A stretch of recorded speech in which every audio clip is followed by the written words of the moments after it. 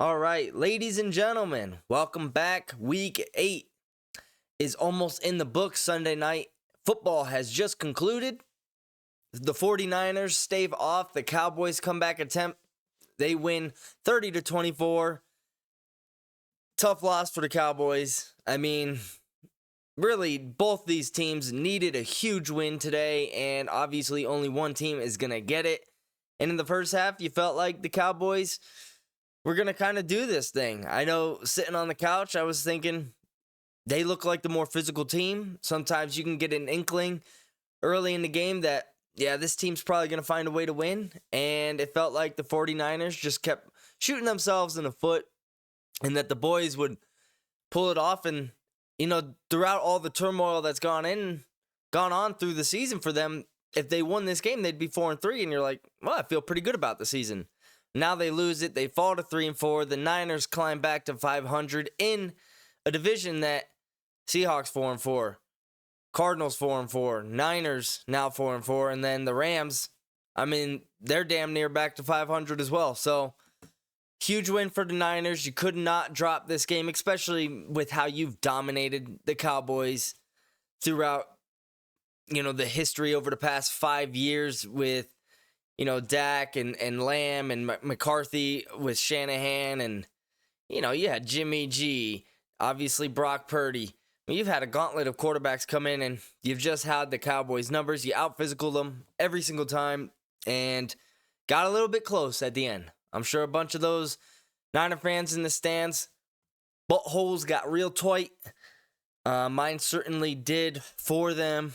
But the Cowboys, man, they fight all the way back, show a lot of resiliency, and then they go 4-out. They don't even get a yard on their final drive. Can anything sum up a more typical Cowboys ending to a game than that? You have moments where you say, oh, that team could go deep in the playoffs, and then they come back to earth and you say, yep, that team's getting bounced first week if they even make it. CeeDee Lamb single-handedly gets them back in the game. He started to cook. Little surprised. Didn't see him on 4 of those plays. First one could have gotten picked by 3 guys. They get 3 more chances. Didn't see CeeDee Lamb have 1 target on that final drive. I got to say, Dak Prescott, give him some credit because he dropped it in the bucket to Kevontae Turpin down the sideline. I bet you if that was Lamb, that's a catch. And we're looking at this game that probably the Niners lost, and the Cowboys, you're feeling real good about them now. But obviously, that's what if land. You got to be somewhat pleased if you're a Niners fan. Not your greatest showing, but it's always tough to assess when teams start to climb back into games because, they get up 27-10, and it's a different ball game. You're playing different style defense. Your mentality's a little bit different. You don't have that I'm going to step on your throat mentality when you're up by 17 in the fourth quarter. And obviously you're not taking the same aggressive steps on offense. I will say on the offensive side of the ball, I don't claim to be an NFL mind, but I've watched a shit ton of football in my life. When they showed the replay for that third down that the 49ers had to seal the game pretty much, they showed, I think it was Ronnie Bell. It was kind of a bunch formation. They ran a streak with one guy and then a deep in with Pearsall.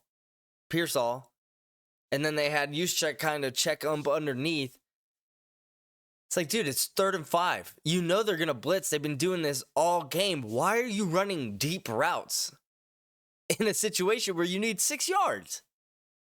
So a little bit of game plan management that I thought was a little interesting. But, Fred Warner obviously continues his case for Defensive Player of the Year. Malik Mustafa, Renardo Green, they got some rookies, some young guys, Jair Brown, on that defense that you feel good about moving forward. You want Nick Bosa to maybe make more of an impact in the future, but really a win is a win. And we saw it with the Chiefs. We see it with the Texans. We see it with the Packers. Like, you'll take a win however you can get them.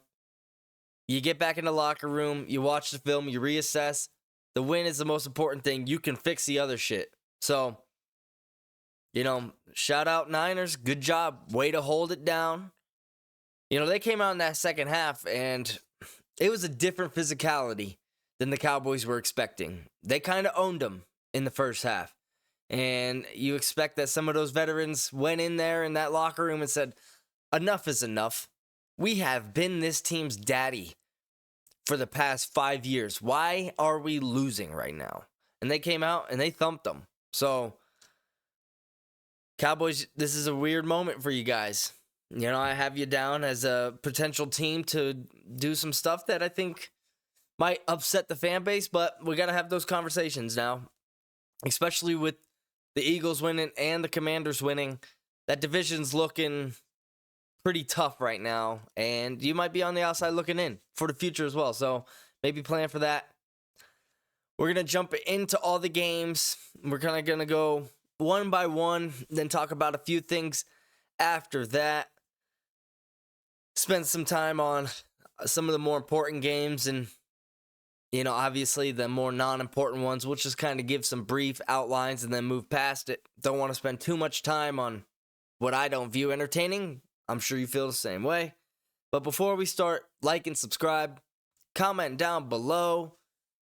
Let me hear what you thought. Did your team win this weekend? Did your favorite player go off? And did your least favorite team lose? Because I got a 2-1 scenario, and it was epic. Can't wait to talk about that. So, without further ado, Ravens and Browns.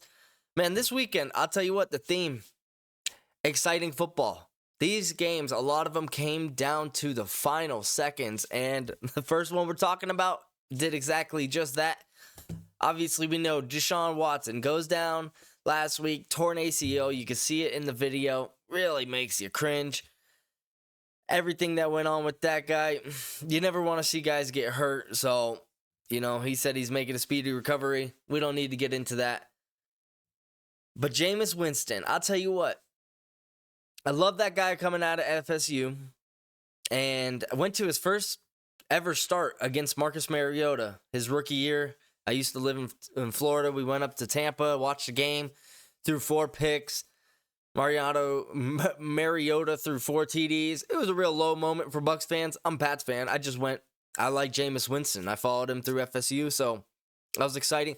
I always felt like he didn't get a fair shake. I know he throws a shit ton of interceptions, but he's shown that he could play quarterback in this league, and he's a serviceable backup. Well, what does he do in this game? Throws for almost 350 yards and 3 touchdowns, leads the Browns to an upset victory against the Ravens. And I'll tell you what, saying this as a Pats fan, I don't think there's a happier franchise out there today than Browns fans. You're going up against your rival. You just lost your QB, who you've watched just the worst football over the past 3 years. You know your future is going to be incredibly difficult. At least Patriots. It's like, yeah, we got Drake May. He looks good. You guys are hamstrung by this guy's contract, and he looks awful. Well, you come in, and you beat the hottest team in football pretty much. And, the Ravens, they continue to forget to run the ball, and it always bites them in the ass. The common theme with when they don't run the ball is they end up losing. I don't understand when they're going to learn their lesson. It's not like they weren't having success, and they were in the driver's seat for a lot of this game. Derrick Henry, 11 carries for 73 yards. I mean, shit, it's not like he had 11 carries for 17 yards. You're averaging over 6 yards a carry, and you just don't do it? Your other running back only had 2 carries, and Lamar had 8 rushes. It's like, what are we doing as a team? Especially knowing that Henry heats up as the game goes on. So I'm not sure when they're going to learn to just consistently stay with the run game, because we've seen the highs of this team when they do run the ball. Nobody can touch them. They're incredibly talented at every level of that offense. And when they're running the ball successfully, which is easy to do with Derrick Henry and Lamar Jackson, they're not going to lose. But they decided to throw it 38 times, and they lost by 5. So, against a team that was 1-6. You can lead a horse to water, but you can't hold them under it until they drown. That's what it feels like with the Ravens when it comes to running. Before we move on to the next game, Kyle Hamilton, man, how many times have we seen a player drop a game-winning interception to come back to bite him in the ass the next play? It happened right in his hands. I mean, Jameis pretty much an amazing game, but he ran out personally and said, Kyle, I want you to have this. And Kyle said, Butterfingers. Drops the damn ball. Next play, touchdown over the top to Cedric Tillman. Browns win. Moving on. Dropped my pen. Titans and Lions. Lions hang a 50 burger on them. Yeah, you know what? After this week, I have officially made the decision up for the rest of the NFL. This Lions offense is the best offense in the league. I mean, 2 weeks ago, they put 47 on the Cowboys. They put 52 on the Lions. They've had a 42 on the Seahawks. I mean, they've had a couple 40 burgers now, 50 burger this year. I mean, this team, when they're humming, incredible. I mean, how do you stop it? I mean, Jared Goff has looked like the MVP this year. Then you got the best offensive line in football. Amon-Ra St. Brown. You didn't even have Jameson Williams today because he's serving a 2-game suspension for PED use, which, interesting because he doesn't seem like he uses PEDs. You know, not the biggest frame. Either way, you don't even have him. Jahmyr Gibbs, 70-yard touchdown run, $120, tutty on the ground. David Montgomery, pass TD and a rush TD. Sam Laporta, who I think has been forgotten about almost because he hasn't been getting the high volume that he got last year. Still one of the best young tight ends, not even young, one of the best tight ends in the league. And we sometimes forget about it because this Lions offense is so stacked. If this team is rolling come wintertime and they get home field advantage, watch out. There's no reason to think that if this team doesn't have to go on the road to a cold area, which they could still succeed because they like to run the ball and beat the shit out of you. They definitely, obviously, play very well in the dome because that run game sets up the play action so well. This team would be hard to stop. And, you know, we've talked about them going out and getting a couple players to maybe replace Aiden, which you can't do that fully, but, you know, help ease the transition a little bit of losing your best defensive player. They're a top 2 team in the league right now. Them and the Chiefs. No question about it. I think you're going to continue to look for Tennessee to sell. You know, they shipped off DeAndre Hopkins. People say they've asked about Jeffrey Simmons, which their defensive tackle. They've said not available, but as John Wick said, everything has a price. You can best believe if they get what they want out of it, they will move him. And then you got to give a shout out Khalif Raymond. Punt return, receiving touchdown, and a 72-yard kickoff return. Incredible day for him.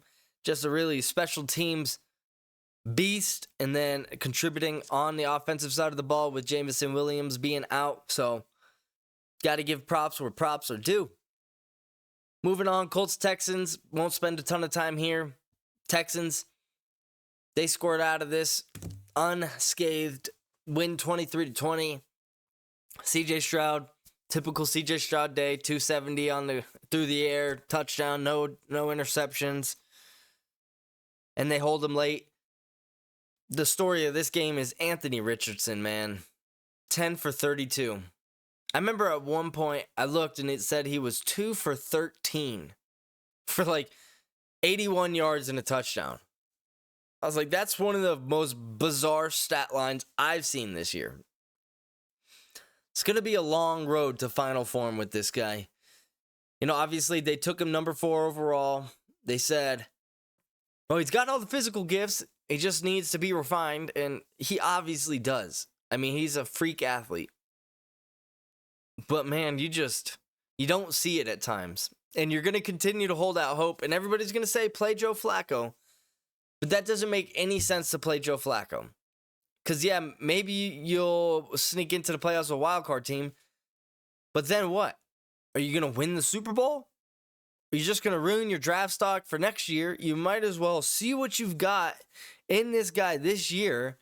That way, one, you can see what you have. So if you need to reassess it in the offseason, you can. But maybe you're going to have to give him 2 more years. But I got news like 2 years from now, might have some pretty nasty quarterbacks coming out in the draft. This year, so. So, that's why it surprised me this offseason when I heard people talk about, oh, Drake May, is he really a top, is he a top 3 pick? His footwork's a little bit off. He's a little inaccurate. He doesn't have a ton of game experience. Like, dude, Anthony Richardson went number 4 overall last year.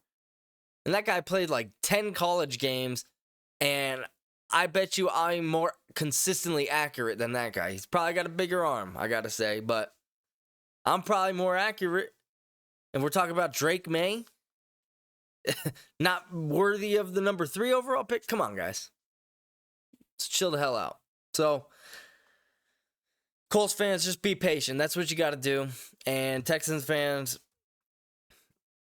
you got another win. Now you're 6-2. You play the Jets this Thursday. Should be a layup of all layups. I hope you thump them, which I expect you to. Probably going to hammer the money line on that. Jets, they're done. Anyways, we'll talk about them in a second. Got a little distracted there. Getting a little excited. Getting ahead of myself. You could tell how I feel about the fucking New York green with the attire I have on. Next game, Packers, Jags, and Packers, man. Just like the Texans, they sneak out with a win in this game. Game-winning field goal. Jordan Love actually hurts his groin. Ends up having to come out of the game, but, I mean, what an exciting development this season that is Malik Willis. Gets cut off of the Tennessee Titans team. Picked up by the Packers like a week before the season starts. Has to start 2 games. They go 2-0. He comes into this game, close game. I think he went 4 for 5 with 50 yards, another 30 on the ground. Leads him to a victory. Throws a beautiful pass to Jaden Reed to set up the game-winning field goal. I mean, if the Titans could go back in time and say, this is what Malik Willis is going to do? Well, shit, we'll cut Will Levis. You guys can have Will Levis. We want Malik Willis. You wonder, in what crazy world would they trade Malik Willis back to the Titans? That would be hilarious. Obviously, probably not going to happen, but just love to see a guy taking his chance and running with it. My buddy texted me today. I think we're starting to see how important it is for a young QB to have a support system set up around him. We always consistently talk about, wow, this guy just doesn't have it. I think maybe the NFL is just too big for him. We never really talk about, well, what kind of coach does he have? Does he have a good offensive line? What about the receivers? Is the defense good? What about the running game? We're really starting to see that this year. And Malik Willis is a prime example of that. 2-0 with now a game-winning drive under his belt. In addition to helping the Packers really be the reason that they're 6-2 and have, top playoff seed hopes. You got to give him a little bite of that cake, no doubt. Jags, I know it's tough, but Trevor Lawrence is showing signs of life. So that is, at least easier to deal with. But it might be time for you to start looking ahead. And we'll talk about this later in the video, but you're 2-6. This season, I actually have more faith in you guys than I do the Jets, and you guys are both 2-6. You guys have some pieces. You have some camaraderie. You just haven't put it together yet. I'm not quite sure what is going on with Jacksonville. It's very confusing. You got the pieces. You paid your quarterback.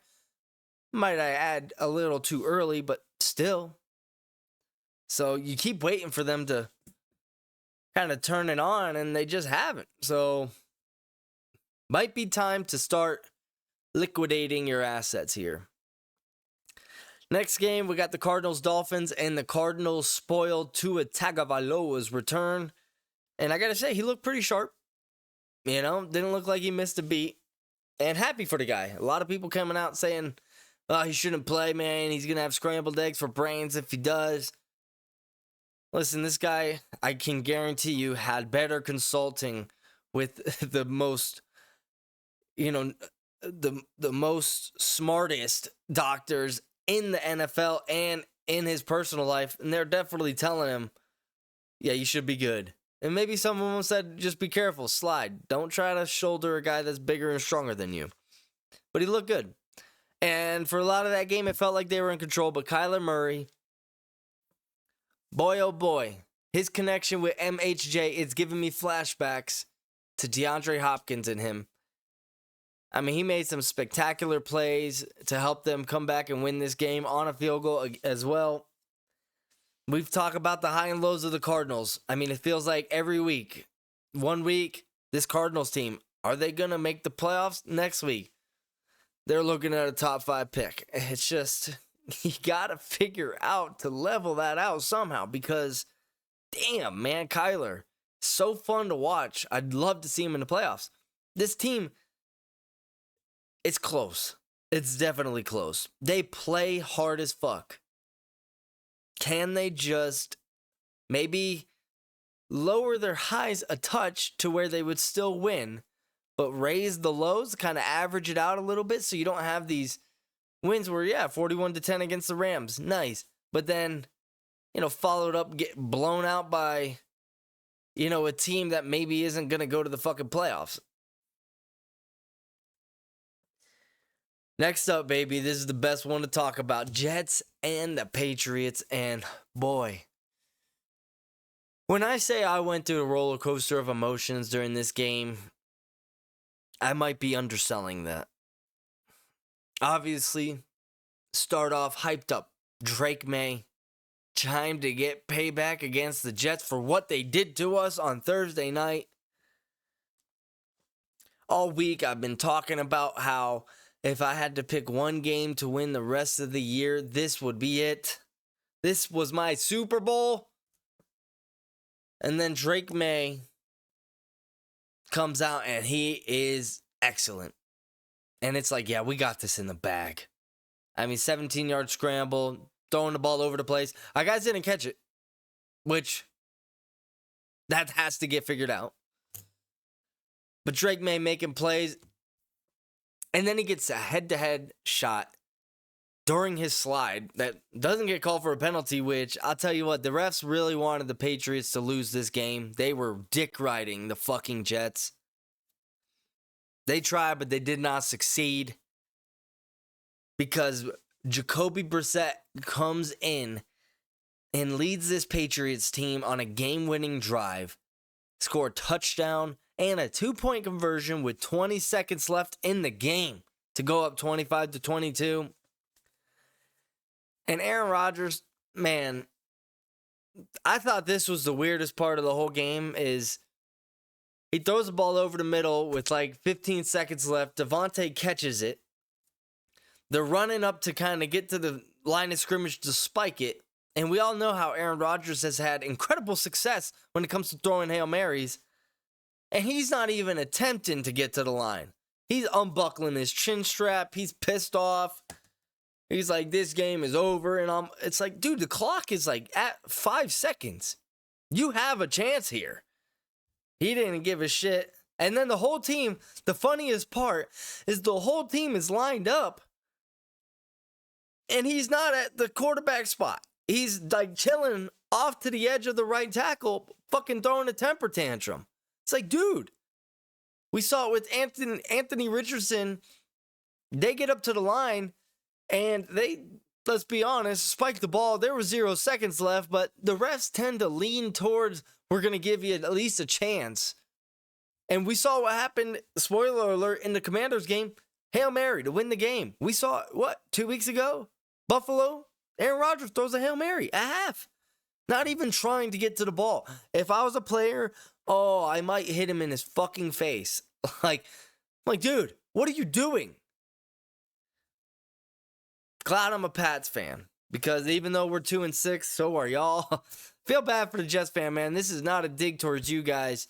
This is the organization. It might be time for you to jump ship. I can never jump ship. I've lived an amazing life as a sports fan. You guys have been treated like shit. It might be time to pick a different team. I feel bad for you guys. I really do. Y'all do not deserve this. Well, maybe some of you do, but you get what I'm saying.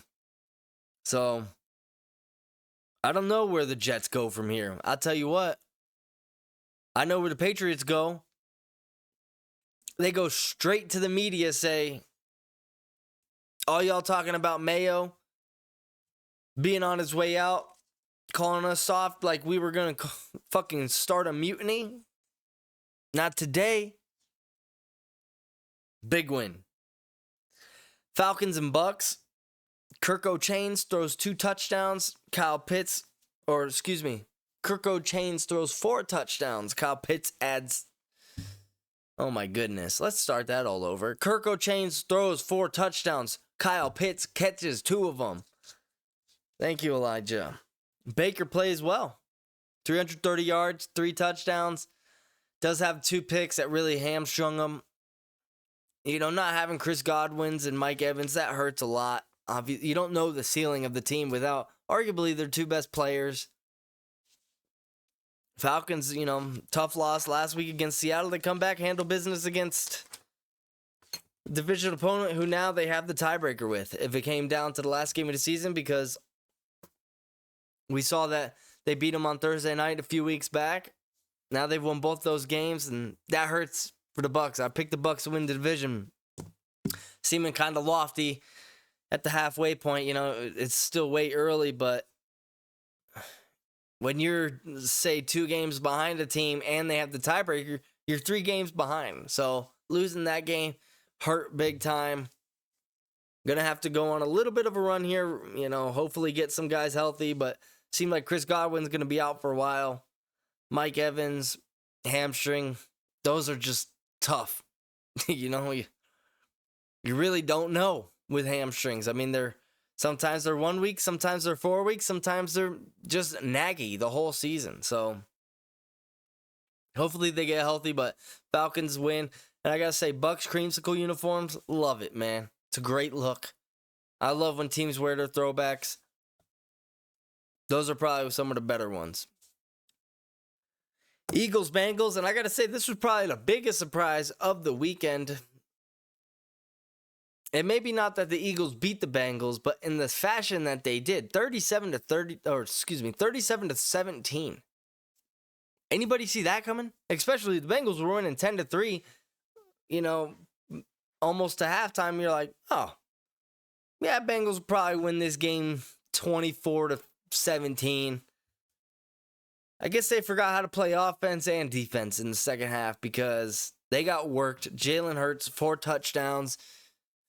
Big 4th down stop on Jamar Chase, kind of a bubble screen. Cooper DeJean, rookie out of Iowa, makes a great one-on-one tackle against probably top 5 guy, hardest to tackle in the NFL. And Saquon Barkley continues to look like the offensive player of the year. And this team kind of gets back on track. A.J. Brown and Devontae Smith both back in the game at the same time for the first time since week 4. They both go over 80 yards. Devontae adds a touchdown as well. And they need that in this offense because Jalen Hurts, we've seen him struggle from throwing it over the middle inside the pocket. He's a deep ball guy, and these 2 guys are elite at tracking deep balls and going up and making a play. So that's how Devontae scored. About a 50-yard post. This Eagles team, man, I'll tell you what. We talk about, other teams having all this talent. I mean, you could argue the Eagles have the most. They just need their quarterback to play like the money he's getting.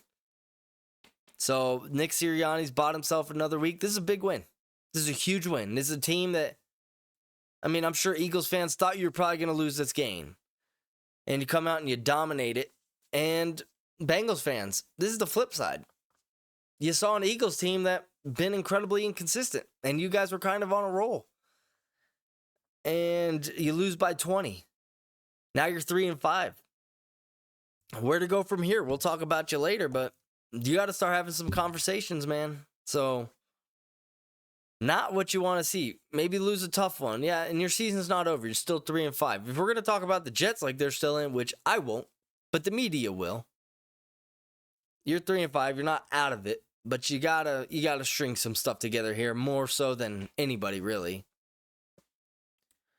Bills, Seahawks, we're on to the 4 o'clock games. Bills, they reassert themselves as a contender. They whoop the Seahawks 31-10. Really should have been 31-3. They got kind of a garbage time touchdown. Seahawks were like chippy the whole game, pissed off. Like, why? Were people saying some stuff about you? I mean, you guys were getting your ass kicked and you're acting like you're fucking teenage girls who just got dumped. You know, Geno Smith's throwing temper tantrums. You got 2 guys fighting on the sidelines against each other, same team. Just weird. I'm not sure. You know, you start off 3-0. Now you've gone 1-4 over your last 5. DK Metcalf didn't play today, but I don't think it would have made a difference. I mean, this Bills team, they came to play, and it started raining, and I heard Tom Brady talking about, oh, this is Seattle's ideal weather. Just another typical day out here in Washington. It's like, dude, the Bills live in that weather. That's like that, what was it, from The Dark Knight Begins, Batman, where he's like, I grew up in the darkness. You merely were adopted by it. Something like that. That's how the Bills feel about shitty weather. It's like, dude, we play in Buffalo. It's like the worst weather out of all 32 NFL teams. You think we can't handle some rain? And they handled them. And they handled the rain just fine. So, you know, Seahawks will continue to say this every single time, but they're still a QB away. And that's just the blunt truth. Saints Chargers, a.k.a. the snooze fest. Chargers win 26-8. And it wasn't even that close. Chargers dominated them. Spencer Rattler plays some. Jake Haener plays some. And even if Derek Carr played some, this team is not going anywhere. You started off 2-0. Now you're 2-6. You've lost 6 in a row. It's ugly. Time to plan for next year, no doubt. Chargers, Herbert, McConkey, nice little connection. 111 yards, 2 touchdowns. You do your thing on the ground. This team, like I said, this is not going to be your sexy LA team. This is going to be Michigan football via the NFL. He's going to want to build a wall up front and pound the rock and then have Justin Herbert make efficient throws over the middle. That's what he wants to do, and that's what they're doing. So they're going to continue to figure out that identity. Like I said, I feel like this team is a year or 2 away. Give Jim Harbaugh a couple of drafts to really build how he wants this team to look. Then you're going to be really scary. Because what he's doing with Justin Herbert right now is he's putting years onto his career by not making him do everything and save the game, play Superman ball. Just say, manage the game. You're super talented. Just go out there. We're going to set it up. You know, we're going to set the pick. You just roll and lay up. That's all you got to do. Bears and Commanders, and this game was boring as hell through 3 quarters, but man, did that 4th quarter live up to the billing of first overall pick versus 2nd overall pick.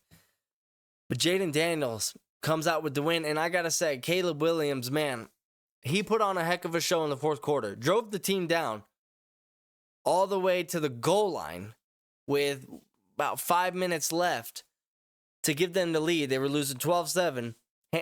They call a handoff to the lineman, and the lineman fumbles it at the goal line.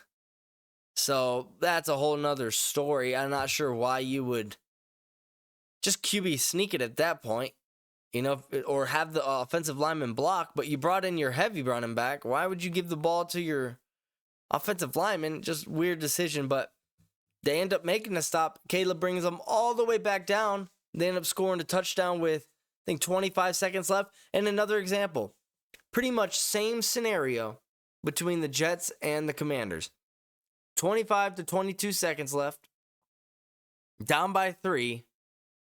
Commanders did have a timeout, but either way, Jaden Daniels persevered, fighting through the rib injury, finds a nice little 15-yard out to set them up for the Hail Mary. And I got to say, this is one of the funniest plays I've ever seen. At the start of the Hail Mary, Tyreek Stevenson, who's the cornerback for the Bears, second-year player out of Miami, is turned around in the end zone looking at the crowd celebrating. Kind of like, I don't think he was taunting Washington fans. I think he was finding the Bears fans saying, yeah, we came back. Well, the play's going on. You can see Jaden Daniels scrambling for his life in the background to try to buy some time for his guys to get downfield. And then he turns around, probably because a fan was saying, dude, the play's going. Turns around. He's like, oh, shit. Runs over to the big clump of people in the end zone. Jumps up, ends up being the guy to tip the ball into the receiver's hands in the back of the end zone. So just an all-time gaffe. I've never seen it. And I don't know, when are we going to learn to not celebrate too early? I feel like we see this every single year at every single level of sports. Teams start celebrating when it's too early. Sprinters celebrate when they're almost to the finish line, and then they lose every time. It never fails. So if I'm Eberflus, you got to think of some discipline. Maybe you sit him for the first series, maybe the first quarter, but you can't let this slide. Either way, great play by the Commanders. Great game. And I think both these quarterbacks are going to end up being just fine. Couple more games. We got the Panthers and Broncos. Bryce Young came out, brought him down for a touchdown. First drive, 5 for 5, 40 yards, touchdown. You thought, okay, the time on the bench helped him. He's going to look like, a number 1 overall pick. But nope. Bo Nix took over the spotlight, 4 total touchdowns. I mean, looked incredibly good today. Granted, against the Panthers defense, but, Jaden Daniels, Drake May, obviously Caleb Williams, they're getting all the hype right now for rookie QBs, especially Jaden and Caleb. Bo Nix has just been quietly putting together good games, and that team is building something. They're 5-3 now. They got to start having some conversations about, are we going to buy at this trade deadline? Which I'd expect them to try to draft some young talent since they've been without some draft picks because of the Russell Wilson trade. But if there's a bargain, look for them to at least shop. So it's good if you're a Denver fan. Carolina, at least you're going to have the number 1 overall pick. That's nice. Maybe you get Travis Hunter. You still need a QB. Not sure where you go. Maybe Travis Hunter could play QB, quarterback, and receiver. Maybe you work something out. So, yeah. Sucks for you guys, for sure. Final game. Chiefs and Raiders. Mahomes, I'll tell you what. He looked better today. But we got to have this conversation. He is not the same quarterback over the past 2 years. I'm not quite sure what's going on. If it's a mental block, if it's just the players, if it's Matt Nagy being the OC and not Eric Bieniemy, if it's just he knows he doesn't have to try as hard. I'm not quite sure. Maybe it's his wife. Maybe it's the Taylor Swift shit. I don't know. But something is going on with the fact that he does not look like the MVP caliber quarterback. And everybody keeps glazing him, saying, well, he just makes the plays when you need him to. And it's like, yeah, he does make some of those plays. But the only reason he has to make those plays is because he was making bad plays earlier in the game. So, it's like a second baseman making 3 errors in the inning and then making an incredible diving triple play to win the game. And it's like, well, if you would have just handled the ground ball in the first place, we would have never been in this situation. So something's going on there, but he feeds Kelsey. Kelsey has a big day. They beat the team that was the last team they lost to all the way to last season, including playoffs. They hadn't lost to a team since that Raiders loss on, was it Christmas? No. It was around that time. I remember Mahomes threw the pick six to Jack Jones, but they hadn't lost since then, and they still haven't. They beat the Raiders. And the Raiders, same thing with the Seahawks. Granted, the Seahawks have a better team, but you can have moments of success with this team, and then it falls apart because your quarterback is Gardner Minshew and Aiden O'Connell. I think it said Gardner Minshew's like 15 pass touchdowns and 2 interceptions in the first quarter of his career, and they've scored on all 5 opening drives or something like that with him as a QB. It's like, damn, no, he's good scripted. But then you ask him to actually play quarterback throughout the rest of the game, and he can't. So, same thing with the Panthers, same thing with the Saints, same thing with the Seahawks. You need a quarterback, and that's not going to change all year long. So we'll probably say it again, but just bear with us. I'm not the one drafting your team. Finally, we're going to touch on a few more things throughout the NFL, obviously. Today was National Tight Ends Day, so we're going to give the props to the guys who deserve it. We're going to talk about a couple teams' time to sell. And then just a few more things, game balls, and then we're going to wrap up, get out of here, and look forward to the World Series and Monday Night Football tomorrow. So, National Tight Ends Day. If you don't know the story, about 7 years ago, George Kittle kind of made it as a joke. I think he wore a t-shirt that said National Tight Ends Day.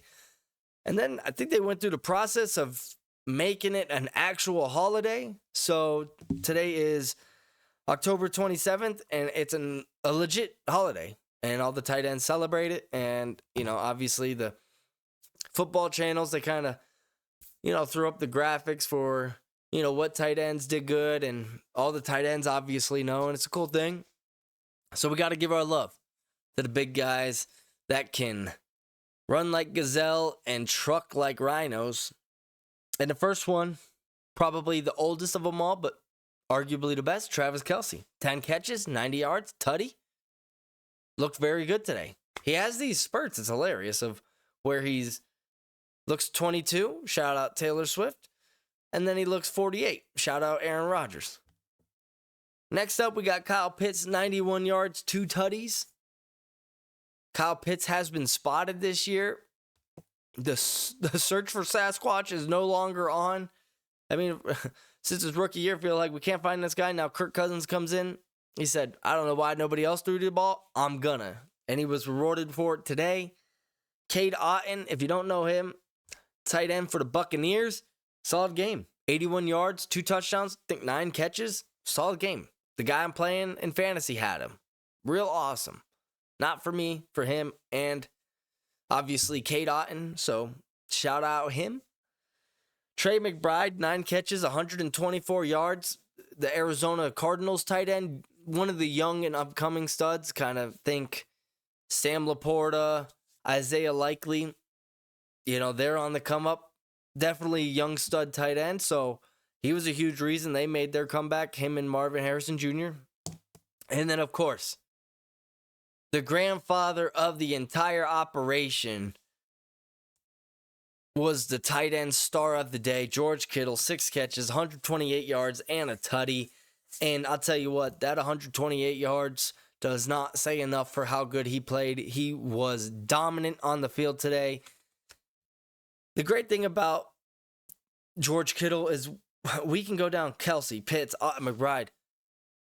I mean, have we had a tight end since Gronk that was such an elite receiving threat, but also could block you into the sidelines? George Kittle is that guy. He is a tight end that would be here in 2024 and also 2004. I think he might like run blocking as much as he does like catching the ball over the middle and fucking trucking people. So, got to give love to the guy who started this whole thing. Has a big day. Huge reason why the Niners really won this game. He got them going in the third quarter. Brought the ball all the way down to, I think, the 5-yard line. I mean, when George Kittle's going, this team just runs different. Him and Debo, but especially Kittle. He is just the heart and soul of this team, and you can feel it. Moving on. We're going to elaborate on some of this stuff coming up through the week, but Jets, Saints, Jags, Bengals, Cowboys. it's time to sell. We're going to talk about it later in the week. As I just said, we're going to kind of dive into their teams, but a couple of these teams, the Saints, Jags, that's obvious. The Jets, you've invested so much, but you're 2-6. Let's be real. Then the Bengals and Cowboys, you're not very much out of it. But looking at the future of your team, you got big contracts with your quarterbacks. You got other people you got to pay. You need draft capital. So I'd say those 5 teams, big time, need to start making some trades and at least shopping some of their guys, seeing what they can get back for this year and in the future. And yeah, it's not going to be hard. And you're probably going to piss some people off. But I mean, you can't just bank on your past year's success to carry you in. I mean, we're still hanging on to the Bengals 1 year to the Super Bowl and they beat the Chiefs. We're still talking about them like, they're a top 5 team and they're just not. And same with the Cowboys. They're not that 12-win team that we've seen. So outside of that, Aaron Rodgers is the problem in New York. We know that. Not quite sure where they're going to go. I'm touching on topics we're going to talk on later this week.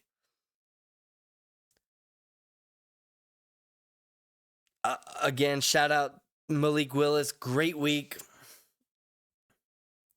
Chiefs, Lions, Texans, Packers. To me, they're the only serious teams right now. Lions 6-1, Texans 6-2, Packers 6-2, Chiefs 7-0. We thought the Ravens were at that level. They lose to the Browns. You're going to lose games, but I mean, how many times we see this team play good in the regular season and choke in the pro season? At least we've seen the Packers, Texans, and Lions win a game.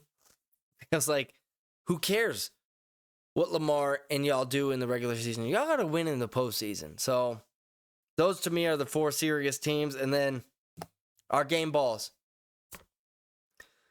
Game ball on offense. You got to give it to Jameis Winston. Like I said, 343 yards. Efficient through the air as well. Wasn't like he threw 60 times. I think he was only 37 tries.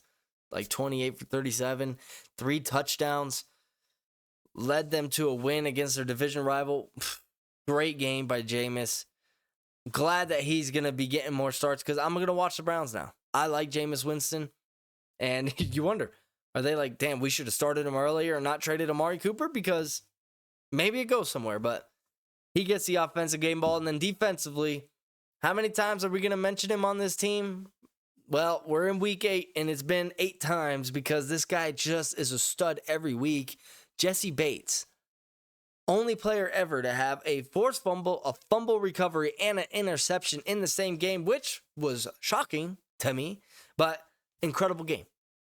Just every dollar they spent on him in free agency has been worth the money, and man, if the Bengals could have one back, they would re-sign him because he has been a dominant free safety in the 2 years since and was before. Not sure why they let him go.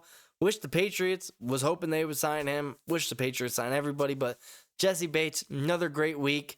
Everybody talks about Fred Warner, TJ Watt, Myles Garrett as Defensive Player of the Year. Maybe we got to start talking about Jesse Bates a little bit because he has been the eyes of that defense in the back, just patrolling and roaming and making sure that teams are not getting any freebies. And, I don't want to say single-handedly, but huge reason that this Bucs team did not come back and win this game. And the pick he made was not an easy pick.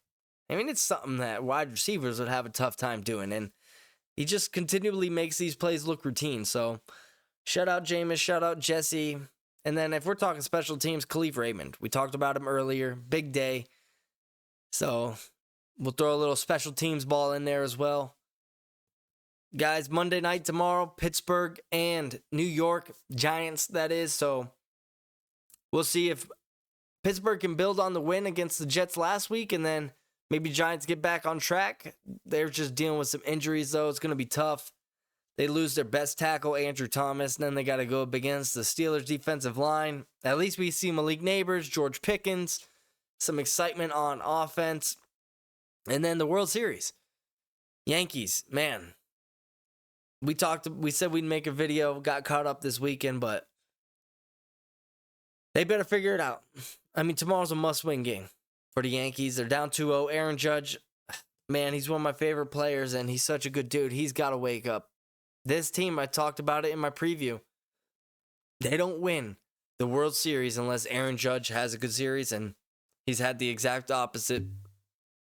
Juan Soto, though, boy, is he going to get paid. So tune in to both those tomorrow night, guys. Hope you enjoyed Sunday football. And, yeah, like and subscribe. And look out for the video tomorrow talking about Monday Night Football. And we'll throw out a World Series video sometime this week. So, guys, take it easy, be safe, and God bless. Peace out.